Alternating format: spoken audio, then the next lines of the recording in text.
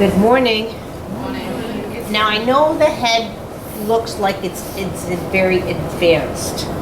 I like to take the mystique away from it, and I like to teach it. Now, we can look at her ahead of time. This is a neat way to evaluate. We'll pick on her. But also, what's interesting, if you look up from above, her head is not on her spine properly. So if we're just, quote, evaluating a client, if you want to do that, since she's got thick skin, we'll pick on her. Yeah. And the one leg is lower than others. Well, you can see on. because she shifted the pelvis. Do you see that? Okay. So, Yeah, I can feel I'm out of line. Yeah. right. Yeah. But for the most part, people feel that that's normal. Yeah. Do you know what I mean? Now, if I and another parlor trick too, by the way, if you take someone and look at where their nose is, her nose is facing this foot, this means this should be her standing leg. So if I'm in here and I just lightly lift this leg should be a little bit heavier than this leg. And if it's not, that's also where I need to shift a person, because let's say she injured this knee, she started going over here, that's what'll throw her gait. But the nose, and you can see it more from this end, will go towards the standing leg. I actually injured this knee. I had a knee up on this side. So you stand on the leg, that's fine. So I always stand on this side. Well, generally you stand on the opposite leg that you're handed. So most people are right-handed, so my standing leg is, I'm going to kick the ball with my right foot. But that's But not, when it's not, because my kids all are that's not to right-handed and say, in most big-footed. cases, but yes, they're, you That's why know, they call it in sport goofy, the Yeah. opposite one. Yeah. you know, and some people write with their right hand, but I know people that play ball with their left, Yeah. you know. So you're going to have that, but usually the nose goes towards the standing leg. However, if I adjusted her to this, it's going to feel weird for her. Because this is comfortable. This is where now you're going to have cases, if they're like this, I would suspect hard of hearing with the kids as well as the adults, because they're putting maybe their good ear up to naturally hear. But this is also what you have to look at with the children, and because the head shape is usually off. Okay? So in this case, I'll show you what it looks like if I put her head slightly over, but in her I don't want to put her head because he doesn't have the bowing of the neck, but the way his head is presented on the table, forget the neck part, his vision goes here, not here. Does that make sense to you? Do that again? So in his case, his vision goes here, but forget the bowing of the neck. I had to pick her up. In other words, what I would do, because of the head shape, is put her off the edge of the table a little bit to get that decline, because that's what he's used to. Also, another thing to consider is, if the neck is flat against the bed, guaranteed they're going to be in glasses by age 6. So it's really something to look at for optical, for you needing a good ophthalmologist, because of where the neck presents on the table. If the spine doesn't go up. What's a glass? Say that again, sorry. If the neck is flat against the table, see how I can put my hands naturally underneath? That's interesting, because Lucas got no neck. Right. Well, Yeah, if the his neck glasses. goes flat against the table, then It's like this, guaranteed, yeah. But what I'm going to be showing you here, now imagine her eyes are like a bowl of water, like we were playing with. But just pretend, and that's what it should be anyway, that the eyes are separate in the eyes. It actually is, if you look at the skull, a bowl, and the eyes float on it. So I'm not looking to per se pick her up, because that's a whole nother thing I want to teach you. But I want her head to start moving. Just see how I'm touching her head like it's a bowl of water. And this is what I just want you guys to just sort of practice with. So notice, now she doesn't want to go. Her bowl of water doesn't want to go that much to the left, as it wants to go to the right. Do you see the difference? Now in her case, because the way her head's shaped, I'm bringing my hands down here around here. I am on the mastoid process, which is your two little beefy parts right here in the back of the skull. But again, all our heads are shaped differently and all our heads move differently. Here is just again looking at her bowl of water. So notice I'm not spilling.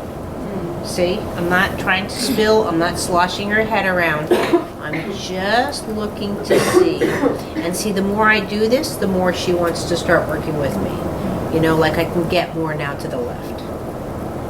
And are you extending the neck or not? Like not at all? Nope, I'm just a bowl acting of like water. the head is a bowl of water. Okay. Now, what I'll teach you with the next person, see, right now I cannot lift her head up. So if I were to teach you right now that this is a head lift, oif, you know, she can feel it. So that's not where I want to go with that right now. I want you to just feel, get your touch back, and just feel what it's like to move that person around. Now there's times you want to make adjustments, no offense, like Evie has a large headpiece, or you might have a ponytail or whatever. You might want to keep the ponytail. No, just to practice what it's like to have, maybe I do have to come up here and do the bowl of water more from here. I just want you to feel that's where you would be placing on that person. Another way of looking at it is through the ear canals. Pretend there's water in her head, and I'm just gently, like I'm going to pour water out of the ears, if that visualization does better for you. So on this side, I'm just gently trying to pour water out of the ears. But again, especially if you have CP or you have vision issues, the contractions through the eyes, these movements are not natural to you. You know what I mean? So, and also Luke is not used to her son naturally just moving the head to get the vision to where he needs to go. He's learning how to do that now,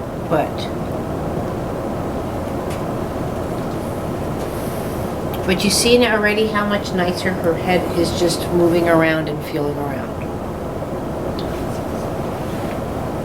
So the table is the nicest, obviously. There's floor mats as always, but I just, again, don't look to make great gains. Now, if you want to play a little bit more, you can. Now, I'm down to the neck. The same thing. I'm not trying to tweak the neck. I'm still looking at her bowl of water. Do you see that? But just doing it from neck function. And all I'm doing is walking down very slowly down her neck.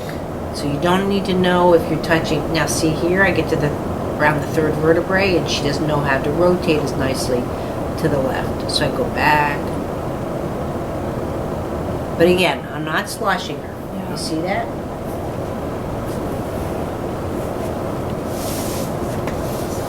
Now for adults, we can very nicely too as well. I'm not teaching you this, I just want to briefly show you.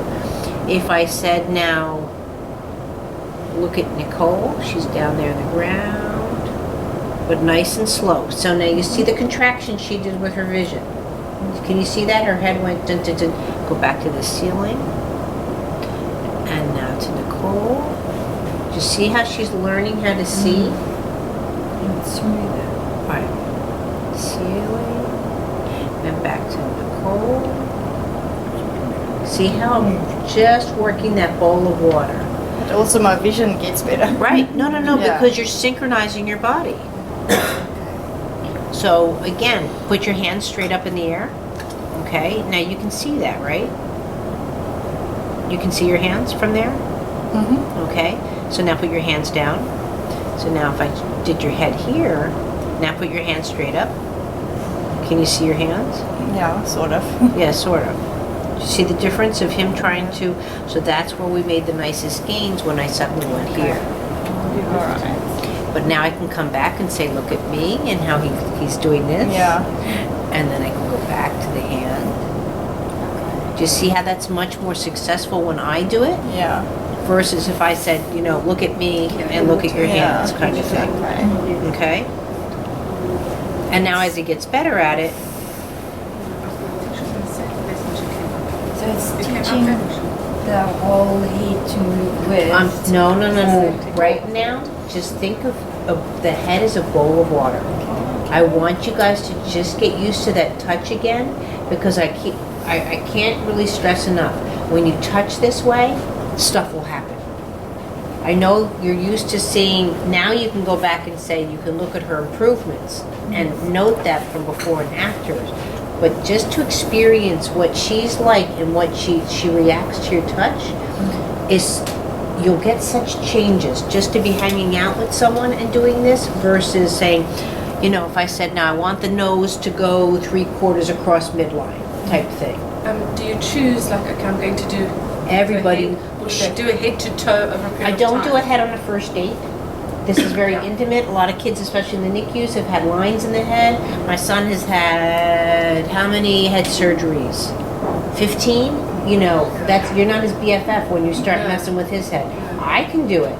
I've instilled distrust, but you know, you can't go up to him, you know, after all of that. But what So what I mean is that you work the whole body in everyone. Everything's a system, yes. I work the System. whole body. System. But if I just did your head and nothing else for an hour and let you leave here, like you literally could crash the car. I mean, because what I can do to your head is just that tremendous if I don't put it into your system.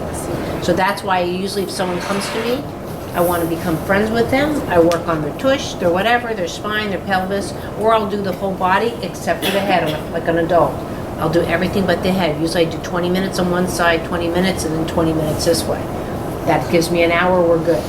But we're here in class, and we're here for lessons, and the head is pretty substantial, but everybody can need help with functional vision, which is I'm doing just briefly, and head movement. What's the biggest complaint? Driving's not fun anymore, all of this, because it comes from the head. And even as we're sitting here talking and I'm looking at you doing it, she continues to improve. I see that movement. The movement is more. See, now I can go back and forth quite quickly, but I'm not sloshing her. Do you see that? It's a nice, gentle... Or your fingers doing the work. Yeah. But she's that responsive now to my touch, and I keep her within balance and counterbalance. But see, her head's much nicer to lift now. Yeah. Before I could hardly lift it, it would weigh a ton. Was like, But again, if your child's head weighs a ton, game over. He's not going to sit up.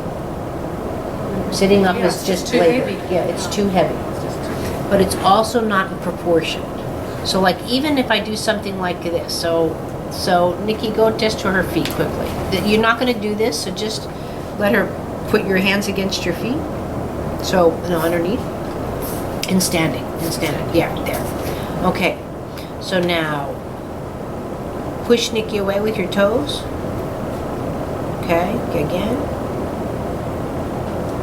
All right, there you go. See, now it's connected to the neck, right? So again, one more time. So now, from that, now look at her lifting her head. Because I connected the feet with the head. That's how a system works, or should work. But she's had this in her system, and I just restored it. But for I would have to get creative like this and say, oh, look at Nikki, and then look back at me, you know what I mean? Okay, And yeah. just make a game out of it. But isn't that amazing how... Yeah, it's much easier. Okay, so she's pushing on her toes while you... No. She's Cezanne's pushing Nikki away. Yeah, yes. Yeah. So Cezanne's I'm just pushing away. I'm not and even very- pushing very hard. No, it was And- just synchronizing. Yeah. And you were just playing with her head. Okay, Right. as a ball. But because I connected all of this, like an electrical socket, a lamp doesn't do you any good if it's not plugged into the wall. So that's what I just did. I connected the feet with the head. She has now the two opposing forces. Boom. Now watch her get off the table. She can just sort of pop up. If you learn the principles of movement versus functional anatomy, you'll get the results much quicker. But if I try to say, okay, in the next 5 exercises, you're going to get to lift your head a certain way, what good is that? Now, she can understand this. Again, she's an adult. But for me to tell your son to say, look, pay attention, look down the hallway, if looking doesn't make sense to him, if walking doesn't make sense to him, you might as well be talking Russian to him, to his central nervous system. He does not have the vocabulary in his body that matches your words. But if you do it through touch, as if she did it, then now she has also the power to say, oh look, my vision's so much better. You know, she did that. I didn't do it. I just went along for the ride. But in a CP child, would the response be the same or slower, but it would get there? All depends on the child, because to say something like that, again, you have to look at the system. Does that child have scoliosis? Does that child have contractions on one side more than the other? You know what I mean? So that's where, if the contractions are more on one side, that means I have to affect the counter a little bit more. You know, if you had an artificial hip, I have to soften the chest now and soften the feet to allow the movements to come through here versus where it's not going to go through the titanium. So that's where, when you get used to feeling someone's movement, you can affect changes so much more effectively than trying to make them change.